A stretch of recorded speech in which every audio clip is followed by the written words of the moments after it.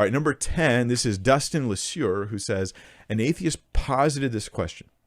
If God created time, doesn't that require time to create time? I've heard this question in other forms as well. So there was one skeptic who pushed back on an argument for God's existence from the creation of the universe. And they said, well, you know, God can't create the universe because he didn't have anything to create the universe out of. And it was the weirdest objection. I'm not saying that atheists generally hold that view. I'm just saying I heard this strange objection. The idea of God creating time, that needs time for him to make time, right? We're talking created time. He made it. You don't need it to make it.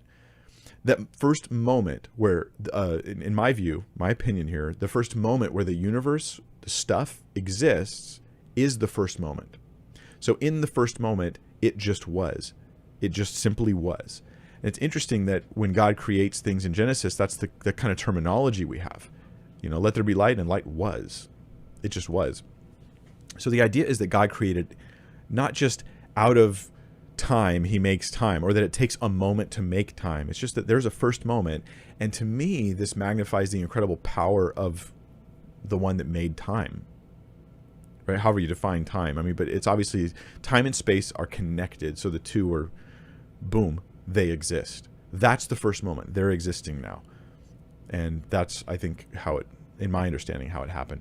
So I'd push back on this and say, if you have to have time to make time, you're just putting a burden on the issue that doesn't belong, and it doesn't fit what people are actually claiming.